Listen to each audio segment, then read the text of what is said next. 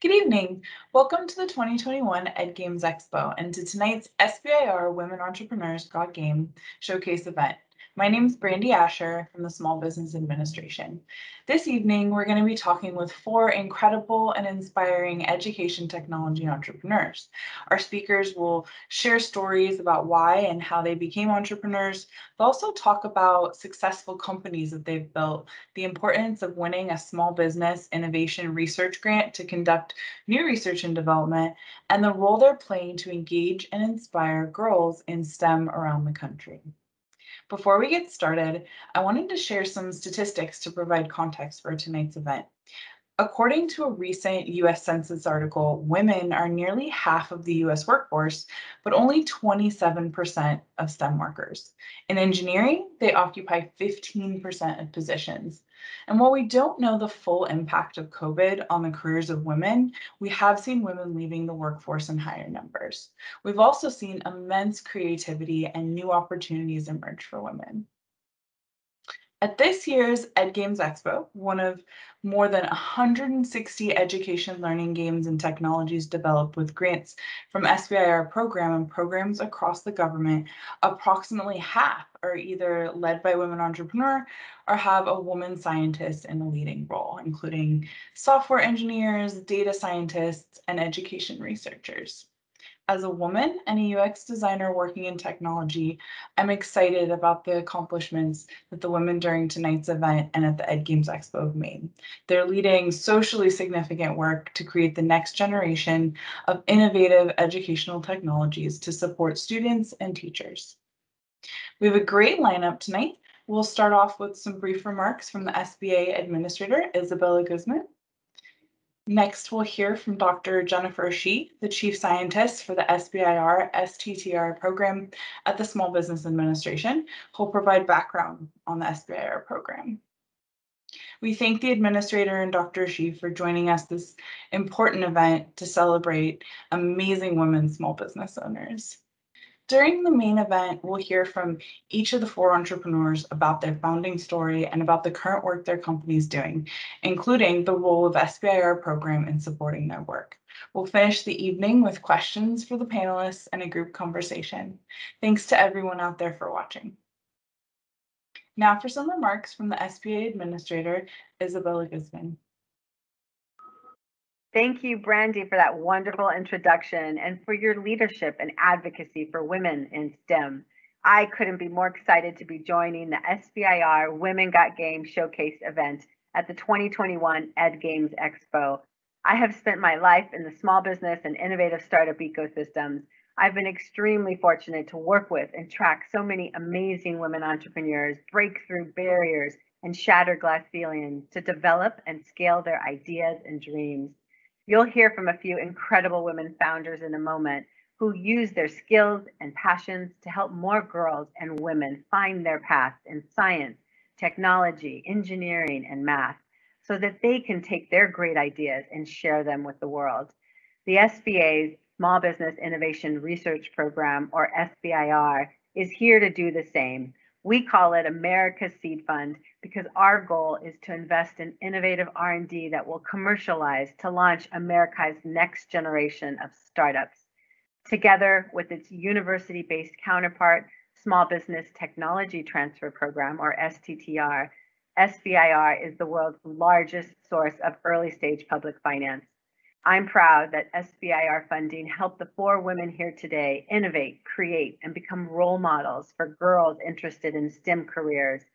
I hope that all of you listening today will go to sbir.gov, powered by the SBA, and sba.gov to find out how we can help you achieve your dreams.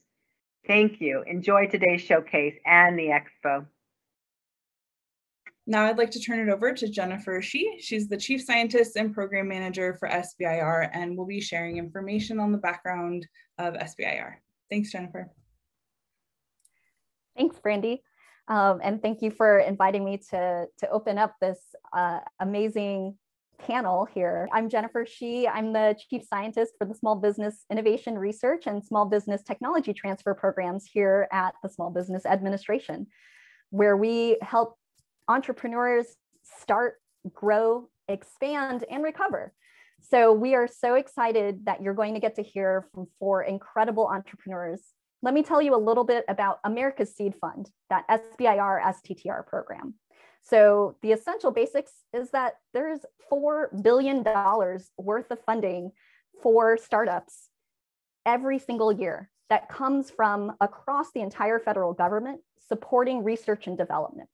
So this is money that comes from the US Department of Agriculture, the Department of Defense, the National Institutes of Health, National Science Foundation, Department of Energy, and of course, Department of Education. So this is something that many entrepreneurs really need, right? Capital to get their ideas off the ground.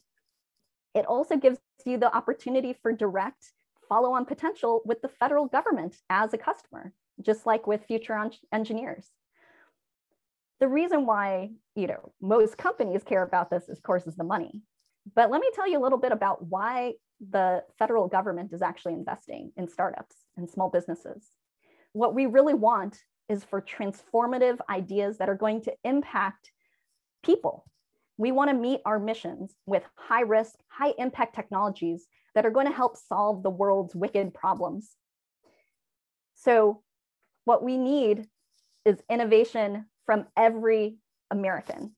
We want to foster and encourage participation by everyone in America and let you know that your ideas matter and we have the resources to help you get there. Now, SBA does not directly have the money ourselves, but we really want to serve as that friendly front door to all of the R&D funding that exists around here. And so we're very excited to have so many resource partners all across the country, and know that we often participate and engage with a number of our community partners in making sure that people who have traditionally been left out of the R&D or innovation ecosystem know that they can get engaged and involved.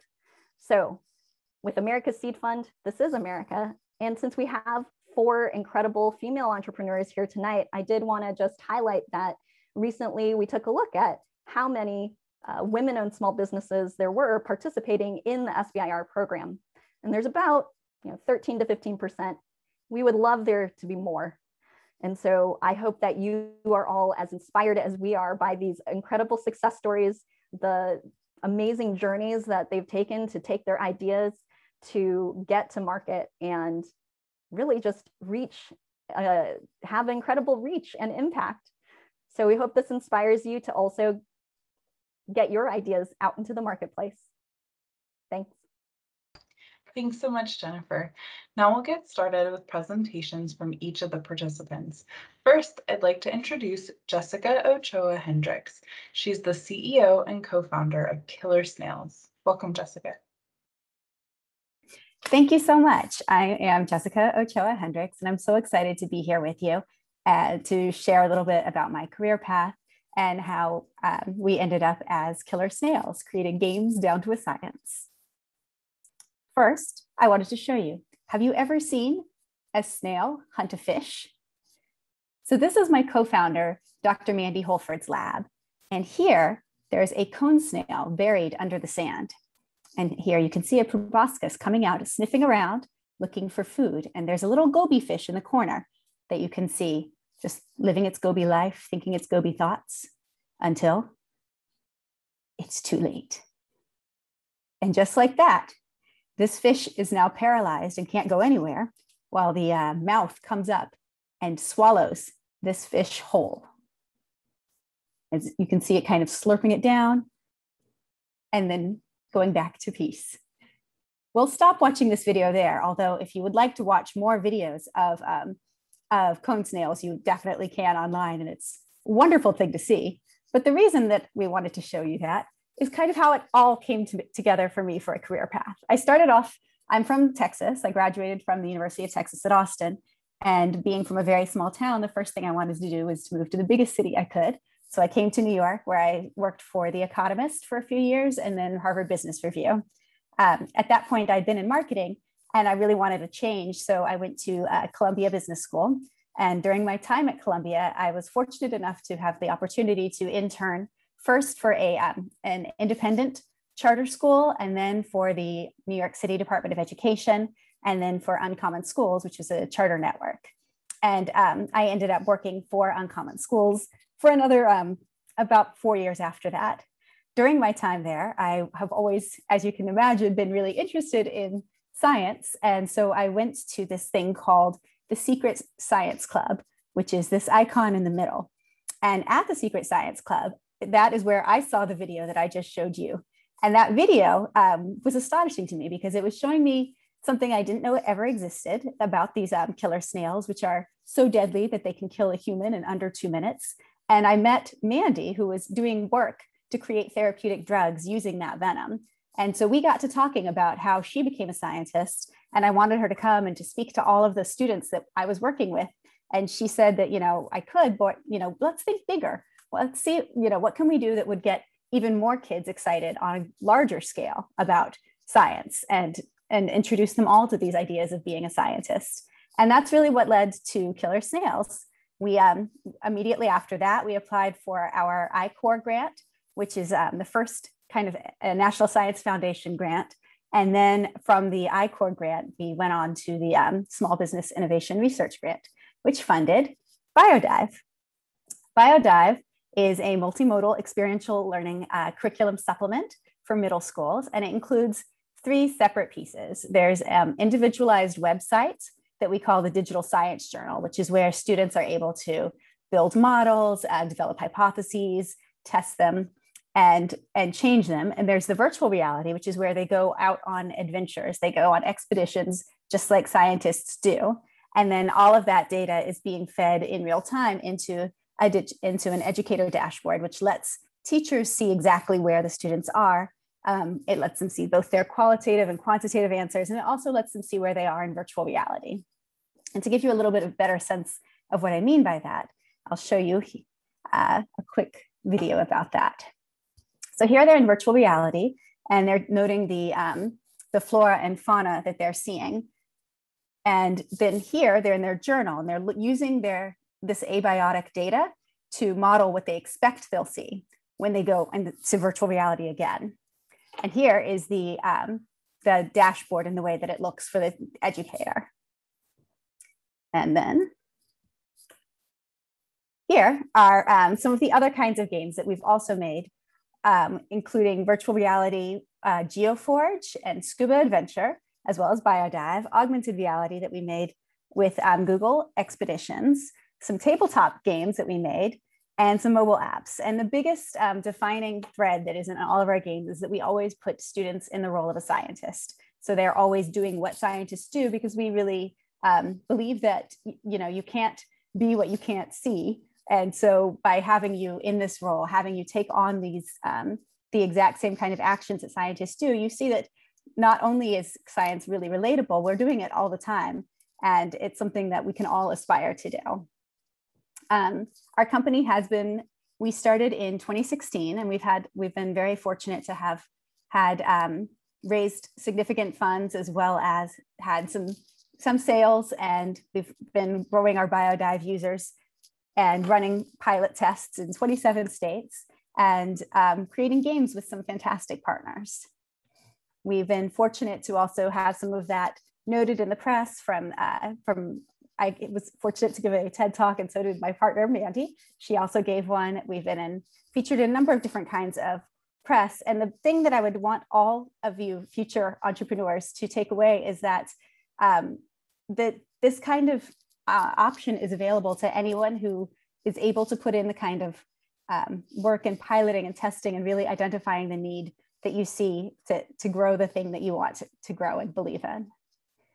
And with that, I will stop sharing my screen and hand this back over. Thanks so much, Jessica, for that. So next up, we will be hearing from Deanne Bell, who is an engineer, television host, and the founder and CEO of Future Engineers. Welcome, Deanne. Hi, thank you so much. I'm very, very happy to be here, and thank you for putting on this panel. So as Brandy mentioned, my name is Deanne. I'm the founder and CEO of Future Engineers. But I have kind of three hats I wear. I'm an engineer, I'm also a television host, and I'm an entrepreneur with Future Engineers. So I'm going to just tell you a little bit about my journey into becoming an entrepreneur and how pivotal the SBIR program has been in the growth of Future Engineers, and tell you about some exciting, cool challenges we have coming up too. So I'm going to go ahead and share my screen. Give me 1 second. All right, wonderful. Okay. So Future Engineers. So I started Future Engineers back in 2014, and Future Engineers is essentially an education technology company that specializes in online contests and challenges for students. We operate everything on an online platform, and we disseminate these challenges nationwide, and we have students all across the country submitting their inventions and their ideas and their solutions to these challenges. And you can kind of see the different innovation that comes in. And then we have really great, exciting educational prizes as well, whether it's trips that teach you about STEM, whether it's STEM resources, STEM tools. I say STEM, science, technology, engineering, and math is our big focus, as you know. So the challenges, I should say, are all 100% free.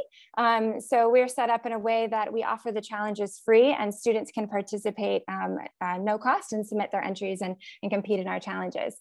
But before I go into more of Future Engineers, like I said, I'll tell you a little bit about myself. And I'll go back to the very beginning, to when I was a little girl.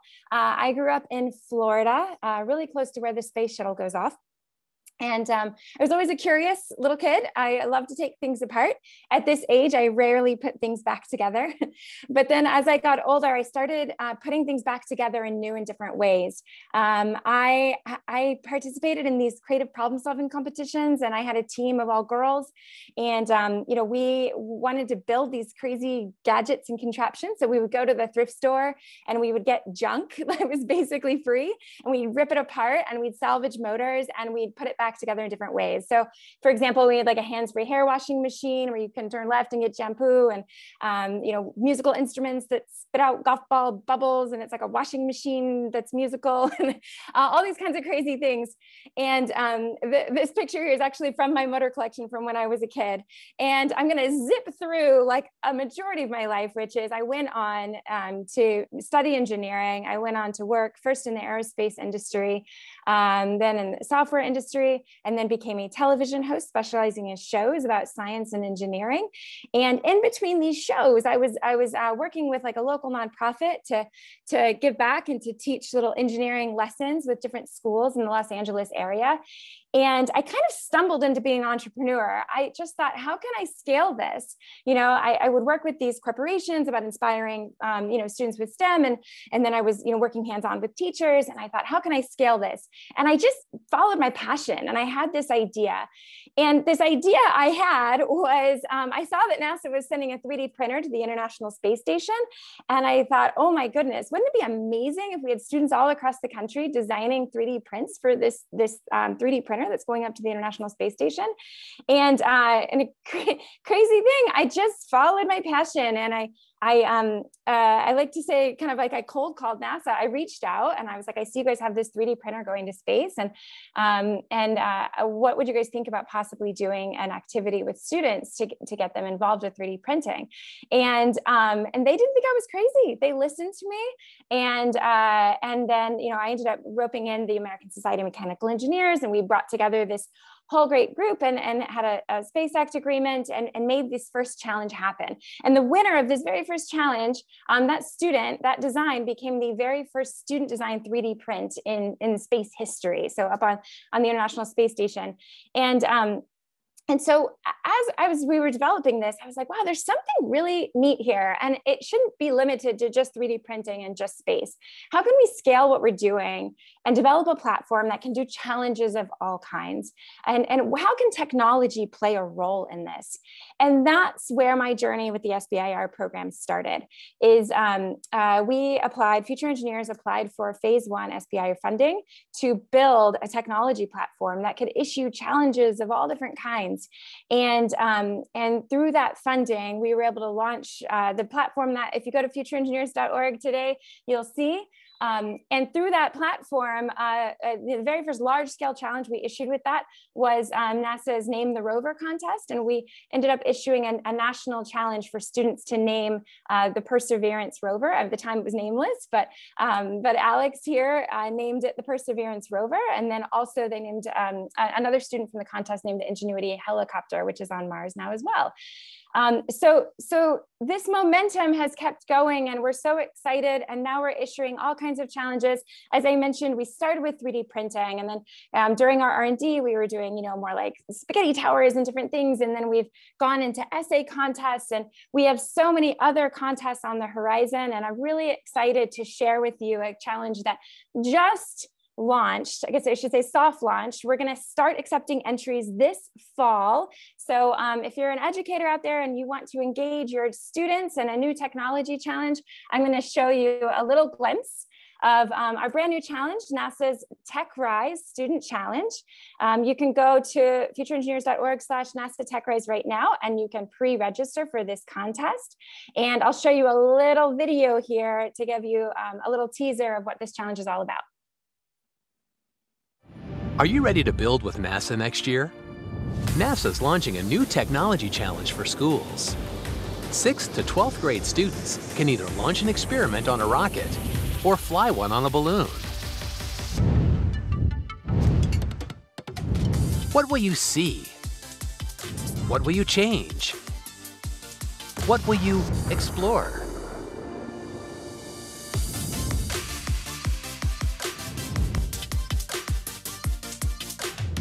Learn more and sign up now at futureengineers.org/NASA TechRise.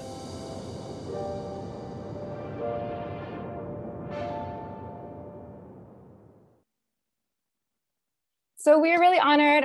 This is a new NASA challenge, and Future Engineers is administering this challenge for NASA.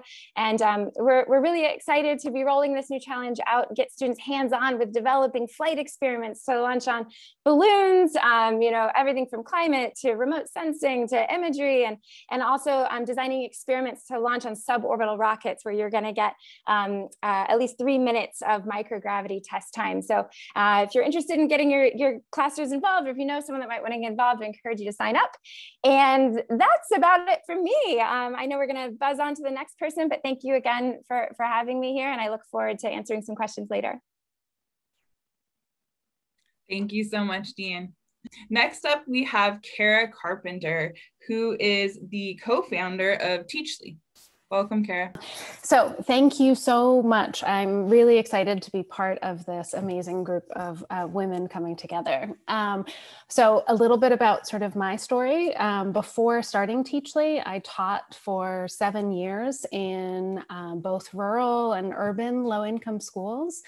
And the sad truth is that in sort of across the country in many of our classrooms, instruction today, even if it's digital instruction, it still looks a lot like it did 40, 50 years ago. You see a lot of multiple choice, a lot of lectures, a lot of worksheets, a lot of busy work. And in my own classroom, I really tried to be different. I invented games and came up with collaborative problem solving projects for kids to work on together. But it was really hard. It was definitely the hardest thing that I've done, harder than anything that I've done since. And I also knew that as a classroom teacher, my reach was limited, right? All kids deserve great teaching and learning, not just kids in my class. So what did I do about it? I got a fellowship to study sort of how kids learn and develop. I got a PhD from Teachers College at Columbia University. I met my co-founders, and we founded Teachly to kind of bridge this gap between all of the great research that we have on how kids learn and the products available on the market. We began applying for grants, and we've gotten sort of research and development funds from the Institute of Education Sciences, the National Science Foundation, the National Institutes of Health, private foundations. And with that, we've developed 8 games. We've brought 6 partner games onto our data platform. We have 1.5 million downloads, and we're being used by schools across all 50 states. And so, like I said, even the technology that we're developing often looks very familiar to the worksheets and busy work of past generations. You'll often see a lot of things that look like this, just add these numbers together. At Teachly, we're helping children develop strategies and helping them think flexibly. And we focus on great design. So our first game, our first app won an Apple Design Award, one of only 12 games that year to win this award for outstanding innovation and design. And we do all of this inside of engaging game worlds. So instead of shading one part of a rectangle, kids are racing through a futuristic 3D world, but they're still getting kind of that support to develop their thinking and their strategies. So our latest game, Market Bay, is an immersive game world where students are doing math everywhere they go. And this is a little trailer for that. Hello, I'm Georgia, a third grade student from New York City, and I am pleased to present the trailer of Market Bay by Teachly. Teachly Market Bay is a unique 3D game world designed for students in kindergarten through 5th grade, where children are immersed in doing math everywhere they go. Students go to the marketplace where they visit local shops to buy and sell furniture. Market Bay focuses on multi-digit operations, place value, fact fluency, and money through a range of mini-games and interactions. Scaffold supports students as they practice new concepts. Students craft paint that they can use to decorate their apartments while also building number sets. They love making their apartments unique, and they love to visit friends' apartments by riding through the Fact Fluency elevator. Throughout the world, students can collect coins by interacting with different objects. They can sort and trade their coins to make dollars, gaining important practice with money. Children can also use coins to buy drinks that will zoom them through the world. This fun and engaging world will have kids spending hours deeply engaged in math. We can't wait for you to come visit us at Market Bay. Market Bay was developed with generous support provided by the National Institutes of Health. Visit us at teachly.com to learn more. Thank you so much. Thanks, Kara. Our last presenter tonight is Maria Burns Ortiz. She is the co-founder and CEO of 7 Generation Games. Welcome, Maria. Hi, I'm Maria Burns Ortiz, co-founder and CEO of 7 Generation Games, where we develop educational video games with a mission of breaking down barriers to success, one math problem at a time. Here's what that looks like.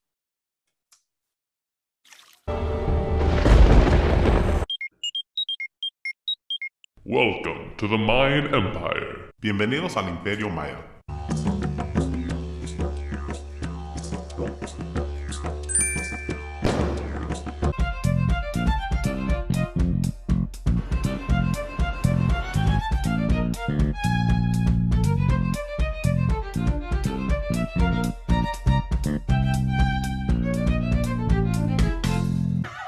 For generations, our people roamed the plains.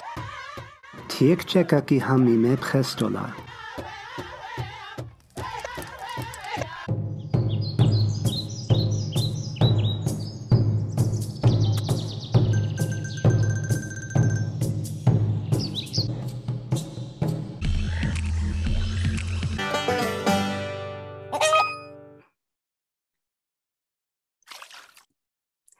So we were told to talk a little bit about today, about how we got here. Now, as co-founder suggests, I did not start 7 Generation Games alone. It's fitting that we're focusing on women in tech here today because my co-founder is a woman without whom I would not be here. I know people say that all the time about their co-founders, but the truth is, looking back at it, from the moment we met, it was instantly clear that if I was going to be in the figurative trenches, this is a woman who was going to be beside me. And it's funny because I don't quite remember that first meeting, but fortunately, someone happened to snap a photo of it. Oh, she also happens to be my mother. And this is not the most photogenic shot for either of us. It was the 80s, we used film, there weren't filters. But at the same time, I think there's a lot here in this moment that captures what it's like embarking on entrepreneurship, right? Excitement, exhaustion, being completely new to this entire world, yet to fully comprehend how much time, money, effort is going to go into making this thing functional, let alone incredible, and have it make an impact. And on that last point about being incredible, I'm talking about the games we make, but also myself, right? This is a session on female founders. And one of the things that we so often find ourselves forced to contend with for women and girls in STEM is that social and societal doubt, right? STEM is not always the most female-friendly field. And my oldest daughter is now 13, but I will never forget the day she came home at 8 years old, just horrified, and said, do you know that there are people that think girls just aren't good at math? Now, she's fortunate to have role models to show her otherwise, but I know all kids don't have that same opportunity. And that is a driving force and behind why we founded 7 Generation Games. Flash forward 30 years from that very first meeting, day I was born with Anne Maria, and I was working in sports journalism. I was a columnist at ESPN, even had my own little logo covering the intersection of sports and digital. But here's one of the things. Growing up, everyone always says, what do you want to do? What do you want to be when you grow up? But no one ever says, well, what do you want to do after you achieve that? Which is what I found myself wrestling with when my mom came to me and said, I have a proposal for you. I've just got this grant, SBIR award from USDA to create educational video games teaching math. I should mention she has a PhD, an MBA, and has taught math from middle through graduate level courses. She said, I think we should start a video game company. Now, we're talking about women in STEM, and I would also like to say this is the point where I give a little bit of credit to my husband, who, when I said, hey, we're thinking of starting a video game company, did not say, are you out of your mind? Or has it not occurred to you that you have no experience making video games? Or at the time we have 2, now we have 3 small children and a mortgage. He just said, okay, slightly tentatively, but I think when you're embarking on entrepreneurship, it's really helpful to have people around you who support and believe in your vision. So we started making video games, we started creating them, and math scores started going up for the kids who played them. If this was a movie, there'd be like one of those montages right now. It'd be like furious typing and swearing and laughing and happy dancing and staring nervously at bank statements and airports, and followed by more typing. But ultimately, we were able to grow our company and build out our team that's not only incredible, but reflective of the communities we're in and from. And this brings us to today, where we're making more games and working with more students, especially focused on communities overlooked and underserved. I used to say my path to being a founder is non-traditional, but I've stopped saying that because it makes this idea that there's a traditional path, a traditional founder, a traditional co-founders, right? Which does not usually include people like me or the vast majority of the kids that we develop for. Too often what's traditionally been done has not worked for or left out too many people. And especially when we look at education as well, what's being done hasn't worked for too many kids, which is why we founded 7 Generation Games. Thank you. Thanks so much, Maria. Thanks everyone for sharing your stories and your work. It's amazing. The rest of the evening we'll spend having a group conversation, and I have a few questions for our speakers tonight.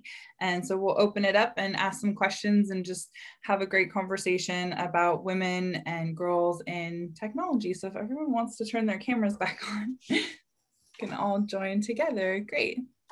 Thanks so much, everyone. So my first question was around inspiration, and some of you already shared a little bit about what inspired you. But if anybody else wants to share kind of what inspired you to become an entrepreneur, and why in this space, why education technology, what was important about it for you and spurred that inspiration to found a company. I can chime in and talk about role models. For me, I didn't grow up thinking that being an entrepreneur was on my radar. And I just had this idea, and I was following my passions. I was doing what I loved, and I was thinking about how can I keep doing what I love. And then I actually knew a friend of mine who was building a small business, and I saw her doing this, and I was like, wait, why I could do that too. And I think it just underscores so much importance of role models. Like the more women we see in these roles, the more women we're going to inspire in these roles. And for me, it was about seeing that. And then I launched my company 8 months pregnant and I was like, we're doing this. Like, you just got to go and you got to dive in, and you're not going to know everything, but you just figure it out. But you need someone that's that inspiration, that role model to push you and just, make you keep going. And I think we all have so many different ones. So I'll let everyone else chime in. Well, I say for me, and I have 3 kids. So people always want to say, oh, did you found the company because you have kids and that inspired you? But the reality is why I think I was so inspired, because my kids have a lot of advantages. They have a lot of opportunities. They have parents that, have advanced degrees and are starting companies and things like that. And I really wanted to create something to work towards providing something for kids that don't have those opportunities, who maybe don't have parents that can help them with math homework because there's a language barrier, because they didn't grasp fractions themselves or any of these things. And so for me, it was really important to be able to look at what can we do to give back and how can we help close that equity gap, and that, that all kids should have the same opportunities as mine.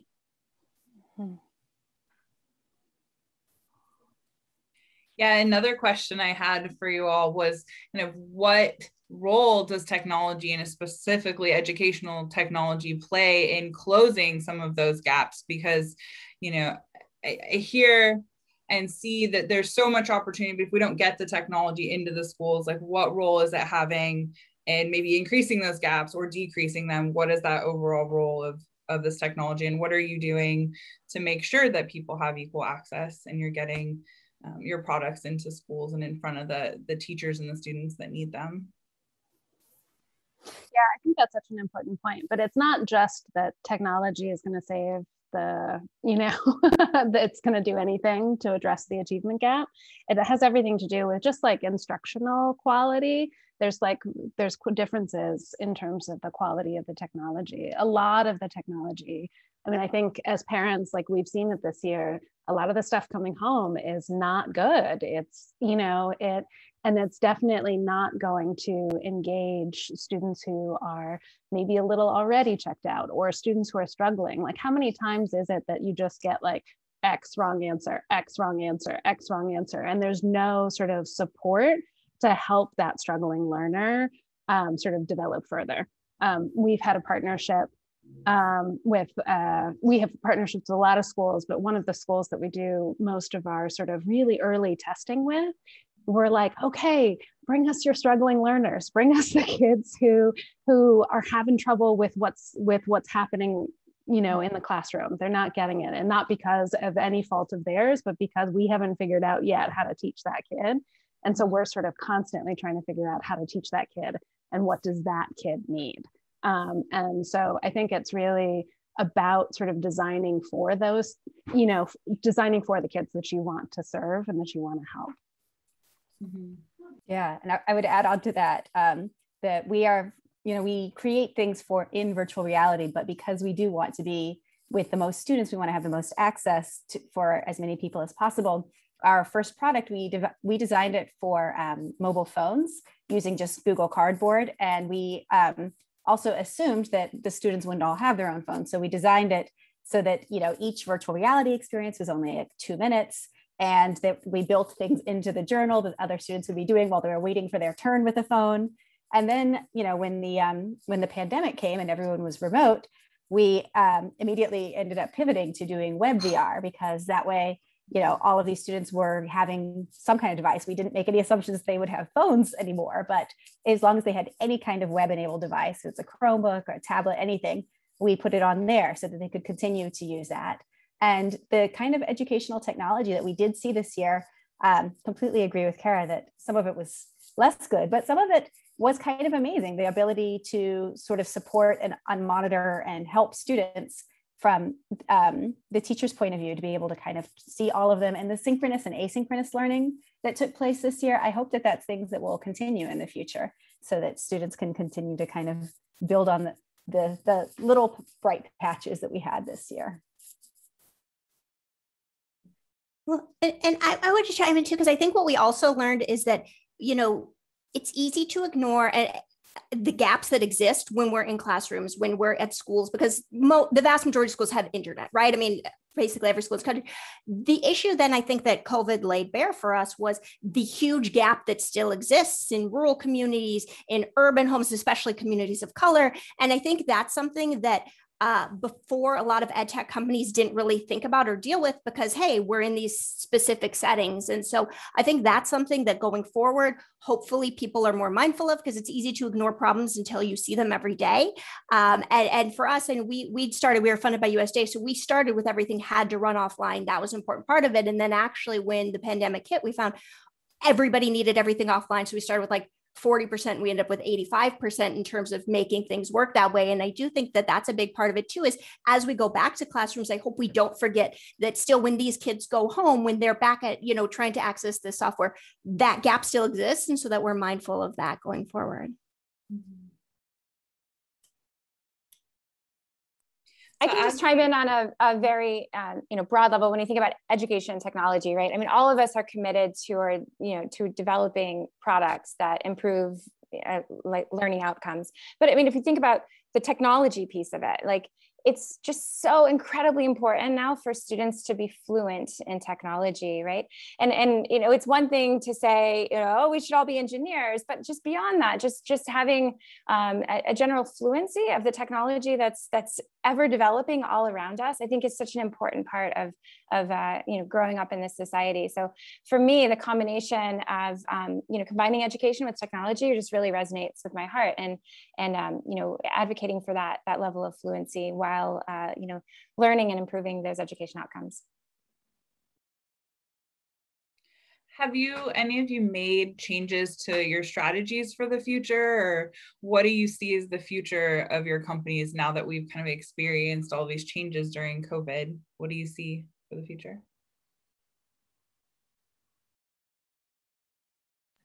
We were always a company that did a certain amount of remote work because my co-founders were all moms. And so there was always we did 4 days a week in the office and 1 day a week at home, like there was always some amount of balance, but I think we're going to be sort of even more balanced towards remote work.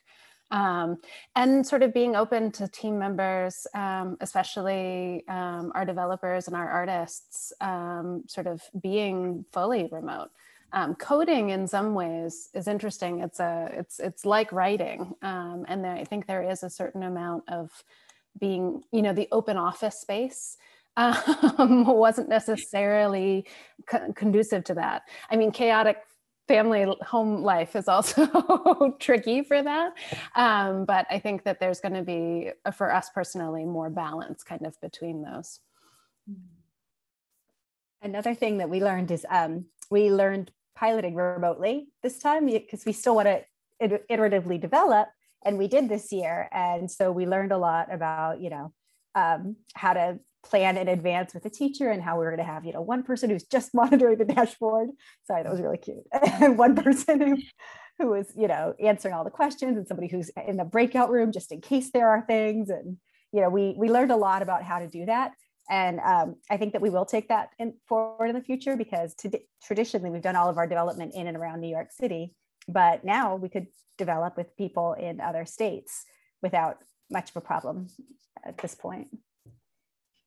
And I think too, we found teacher training, right? Like onboarding before you could go on site, or you'd be able to, and take some time. And this year, the last year and a half, teachers have just been, and I mean this, like overwhelmed, right? If you had told teachers, in December of last year, hey, in 3 months, you're going to take all of your curriculum offline and you're just going to be home for the next year and a half, no one would have believed you, right? That would have been so outside the realm of possibility. And so now that they were dealing with that, I mean, they were trying to do, make sure kids are getting all their work turned in, make sure kids are even logging on, things like nutrition and making sure that kids are getting all of those things. And so for us, the big thing was, how do we bring on new users? As we're growing and we're bringing on new teachers, how can we make it as absolutely easy as possible for them?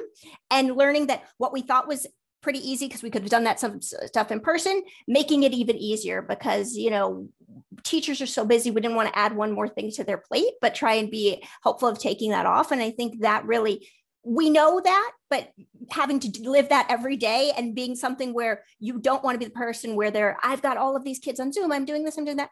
And you're like, oh, and one more thing from us, that wasn't going to work out. So I think for us, it was really figuring out that bringing on teachers, that professional development piece was a really important part that we will carry forward to.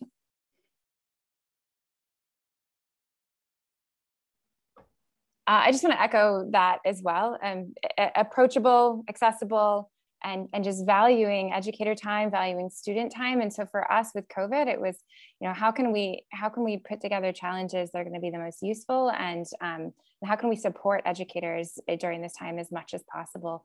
So I just want to echo what everyone else on the panel said, wonderful things. And I think that this year has been really challenging. And I think obviously there's things that have changed that are going to stay that way. And for us, it's just yet again, like, how do we provide things that are accessible, affordable, and provide value for your classroom?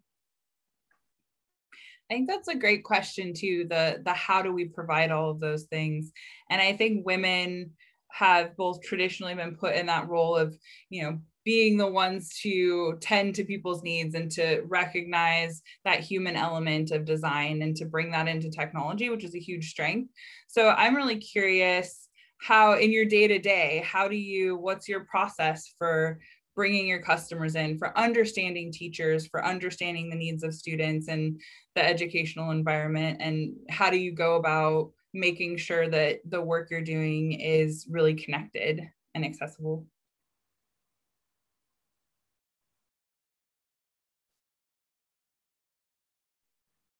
Well, I guess for us, it's talking to teachers, right? Like being and saying, what is it that you need, right? Not all the time, but when you get that opportunity, what is it that you really need? Because sometimes what we think that they need and what they need are not the same thing, right? If you're in the classroom every day. So that's been a big part of it for us. Also recognizing that, like, and we talk about sometimes, one opinion is a data point. It's not a whole bunch of data. And so realizing that there's certain things you're going to have to pull out of that. Like, somebody wants, if somebody wants, I don't know, a new level where you can customize your character, that's fine. If 50 people want it or 100, then you start to listen and say, okay, we're going to do that. Because we get a lot of things all the time in terms of messaging, like this would be nice. This would be nice. Okay, how can we actually do that and fill that out and meet those teacher needs? So I think that's a part of it. And I think for us too, we've been doing more focus on the data. Like, instead of, we're connecting with the teachers, we've already paid attention to the data, but now, like, are they logging in? Where are the things where they're dropping off? What are the things that they really like? Are they accessing the data reports? What part are they doing? And so for us, it's been kind of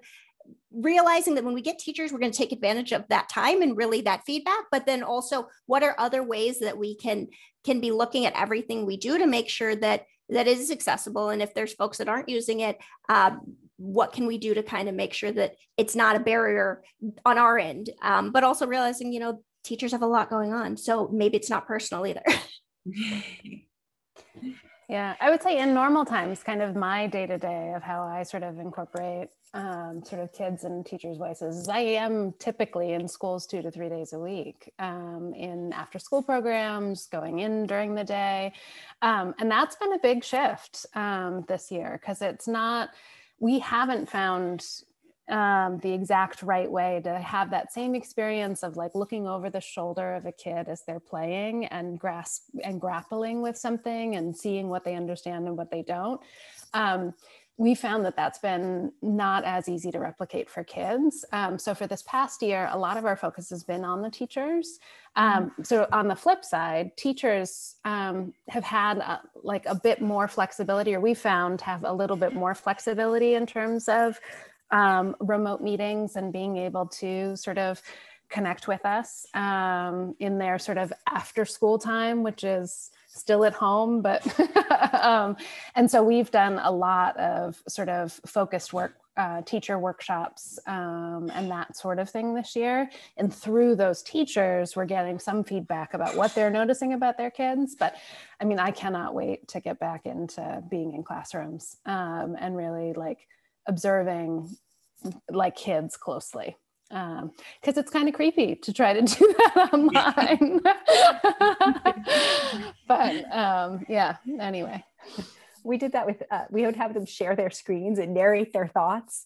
And we are always very careful asking the parents, and we're like, if it's okay, you could be in the room. There's going to be 4 of us all on the screen. We'll have our things turned off. Just read out loud and tell us what you're thinking. But yeah, definitely not as good. I just wanted to add a couple other things in addition to obviously talking to the teachers and seeing the students' work. I find looking at some of the news media sources is always helpful to sort of see the trends and where people are going. Like I'm a big fan of EdSurge, reading their publications regularly, looking at the Horizons reports, which have a new name now, but they make predictions every year saying where they think things are going. And for any aspiring entrepreneurs, those are great places to just kind of read if you're not already in a classroom or around students. Those are useful sources to look at when you're thinking of ideas. Yeah, and on the line of trends, 100%, like just basically being aware of different trends around you and trying to adapt. And I think early on, like I had a friend who told me that the success of their company was not their ability to necessarily reach a specific goal. It was their ability to adapt and to shift and recognize new opportunities that came about. And I think if there's anything that the pandemic has taught us is that we have all had to adapt in so many different ways. And I think in terms of being an entrepreneur, it's the same thing. Like all of a sudden when the pandemic hit, we were like, okay, how can we ramp up a challenge that is going to resonate in this moment? And, and we ramped up a Start a Smile challenge where it was, how do you invent something that can help someone smile from a distance of 6 feet or more? And so we were just like, quick on your feet. Like, how do we adapt? How do we stay relevant? How do we stay current? And how do we push out content that both educators and students are going to find worthwhile to participate in? So I'll just echo the adaptability and staying in line with, current trends. I love that, kind of thinking about how do you be successful while you're adapting? And another question I have then is sort of how do you define success for yourselves and for your company? And how does that change? And what do you do when challenges come up to redefine success if you need to? What does that process look like?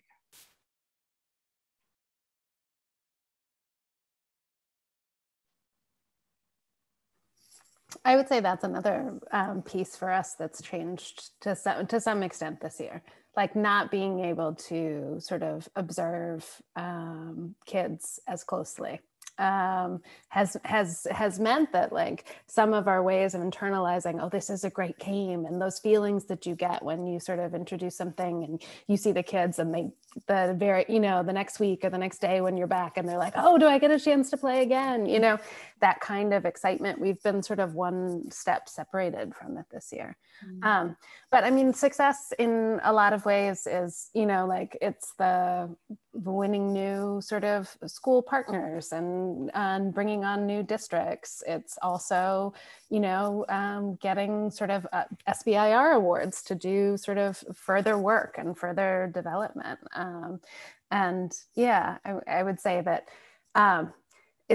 we've had to sort of refocus a little bit more on some of those and less on the ones that for me were always the biggest driver, was that sort of being able to see the direct impact on kids, actually see it. Mm-hmm.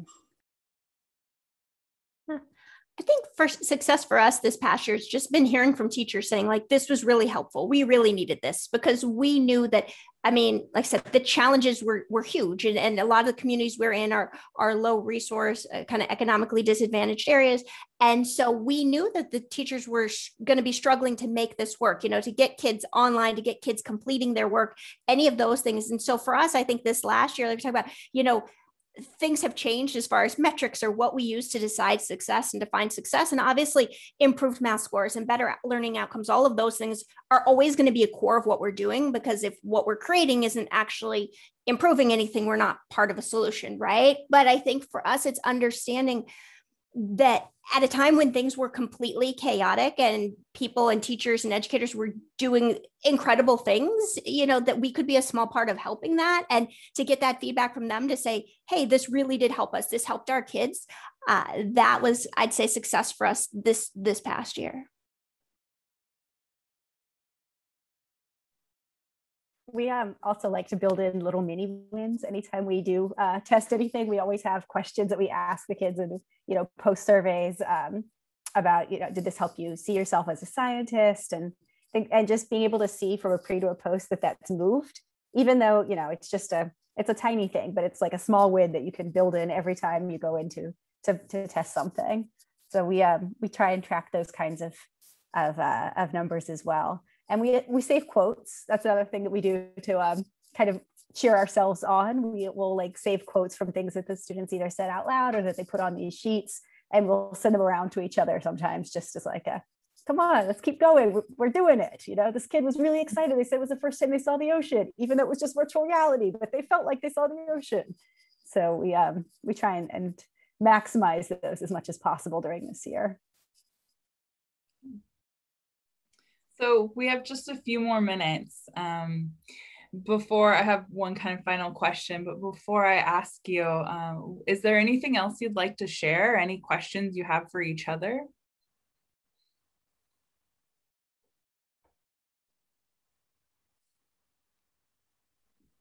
Just that it's an honor to be on this panel with so many rock star women. That's what I'm going to share.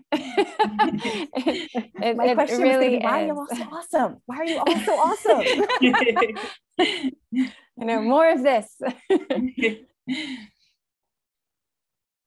Yeah, so my last question for you is, what advice would you give to girls who are interested in pursuing careers in STEM and women interested in becoming entrepreneurs or who have an idea that they're ready to take action on? What advice would you have for them?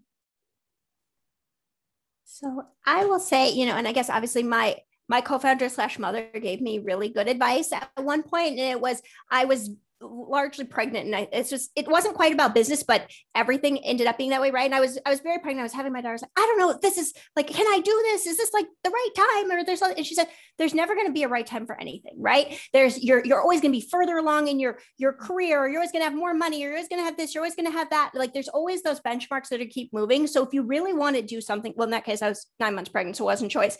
My daughter was coming any minute, but she's like, if you really want to do something, you just make it happen. There's no perfect time, and that's the way it is. And when we went in, we started founding this company, I brought that line back up, and I was saying, there is no perfect time. There's no perfect moment. You just have to go and do it and trust that when you put your effort and your time and all of those things into it, it'll succeed. Or, and sometimes for some people, I know it doesn't succeed, and that's okay too, because there's a lot of lessons and things to be learned from that. And we talk a lot about failure in schools or failure in entrepreneurship, but I think it's great when we talk about it around games, because in games, sometimes you fail and you die and you learn something and you go and you try, and the next time, hopefully you get a little bit further. And so that's what I always say is, don't be afraid of failing, because that's how you learn things. And two, there's never, ever going to be a perfect time to do it, because it's just the way it is. And for the girls, I'll say the same thing that I told my daughter and that my mother told me about, where, well, girls aren't good at math or all these things. Those people are idiots. That's not true. And you're amazing.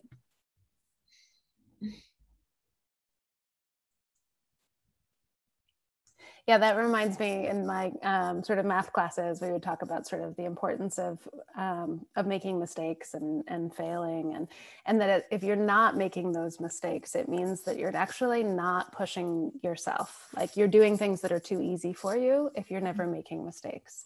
And so it's that moment when we're making a mistake that our brain is really sort of growing and developing, because we're challenging ourselves. And so it's like, don't stay at that, like, oh, so easy, no mistakes, no failure mode, because you can do more. I'll just say, just dive in. You're never going to know all of the answers, but you just got to get going. And I think sometimes people think, I need to solve this huge problem, but you really just need to think about it on this scale and just get going and then start figuring it out.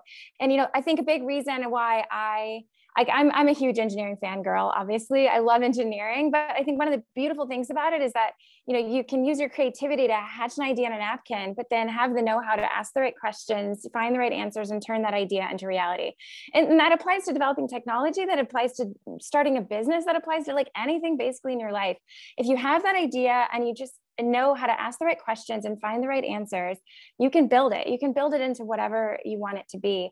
And so for me, you know, that's my advice for young girls is, you know, don't step back, step forward. Even if you don't know everything, just ask the right questions and keep going. And, you know, when I started, when I wanted to start Future Engineers, I actually shared it with someone and they kind of like kiboshed it immediately. And I was like, and I just like kind of threw it away. And then I revisited it later and I was like, why am I not doing this? I really want to do this. And I also just would say, be an advocate for others. Like, you know, like if they want to do something that seems kind of crazy, just like, go for it. Go. I don't, you know, figure it out. Just be an advocate as well. So that's my 2 cents. I agree with everything that everyone said here. And I would also say, you know, you can take the first steps without it feeling too scary. Like there are a ton of resources out there for people. The SBA has a number of them. Honestly, I would even say go to your library, your local library, and we'll be able to help you with thinking about, you know, there might be some like retired people who volunteer to give their time to people to look at business plans, or there could be, you know, all kinds of other resources that are available to you so that, you know, if you want to start, there's a lot of places that you can reach out and get help. And so you don't have to feel like you're doing this all alone. There are all kinds of people who want to support you in growing a business. Great. Thanks so much, everyone, for sharing that. And thank you so much for sharing your stories tonight. And thank you to the audience for joining us. I hope everyone enjoys the rest of the ED Games Expo. There's so many amazing women and speakers to hear from. So thank you.